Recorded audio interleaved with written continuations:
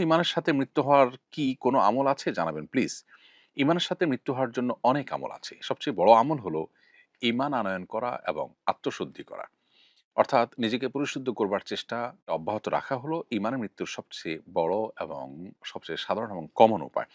কারণ কোরআন কারীমে আল্লাহ তাআলা বলেছেন, "ফামান আমানা ওয়া আসলাহা ফালা খাউফুন আলাইহিম ওয়া লা হুম ইয়াহজানুন।" যারা ঈমান আনবে এবং নিজের সংশোধন করে নিবে, তাদের কোনো পেরেশানি থাকবে না। অতএব ঈমান আনা এবং আত্মশুদ্ধি করা, নিজেকে সবসময় প্রতিনিয়ত ভুল থেকে সঠিকতার পথে নিয়ে আসার চেষ্টা অব্যাহত রাখা, এটাই হলো ঈমান মৃত্যুর সবচেয়ে বড় এবং কমন কারণ।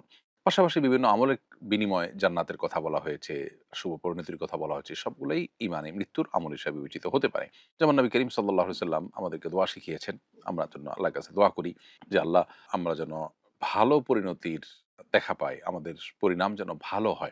হোসনে খাতেমাহ বা শেষ পরিণাম যেন আমাদের ভালো হয়। অতএব আল্লাহ তাআলার কাছে সে দোয়া আমরা নিবেদন করতে পারি। আল্লাহ যেন আমাদেরকে মৃত্যু দেন ঈমানের সাথে।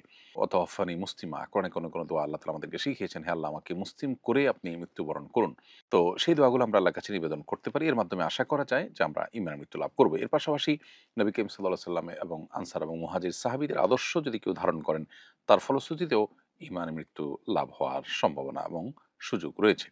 আল্লাহ তাআলা বলেছেন, "ওয়াস-সাবিকুনাল আউয়ালুনা মিনাল মুহাজিরিন ওয়াল আনসার ওয়াল্লাযিনা ইত্তাবাউহুম বিইহসানিন রাদিয়াল্লাহু আনহুম ওয়া রাদু আনহু ওয়া আ'আদ্দা লাহুম জান্নাতিন তাজরি তাহতাহাল আনহারু খালিদিনা ফিহা যালিকাল ফাওজুল আযীম।"